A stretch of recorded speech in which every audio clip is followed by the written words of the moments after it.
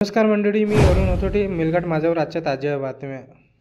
लाडकी बहीण योजनेचा 26 जानेवारीपर्यंत लाभ मिळणार. महिला बालविकास मंत्री अदिती तटकरे यांची घोषणा. नोंदणीकृत शेतकऱ्यांची सोयाबीन खरेदी सुरू ठेवा. 27 जानेवारीपर्यंत खरेदी मुदत. नागरिकांना शासकीय सेवा मोबाईलच्या माध्यमातून उपलब्ध करून द्याव्यात. मुख्यमंत्री देवेंद्र फडणवीस. रोहिंग्यांना शोधून बांगलादेशात परत पाठवणार. किरीट सोमय्यांचा दावा.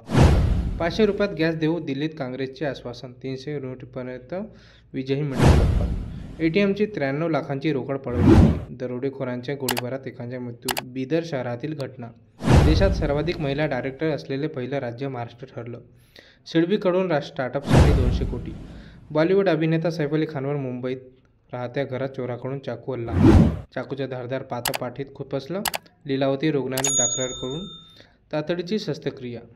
आजचे सोन्याचे भाव जाणून घ्या. 22 कॅरेट 74,860. 24 कॅरेट 74,860.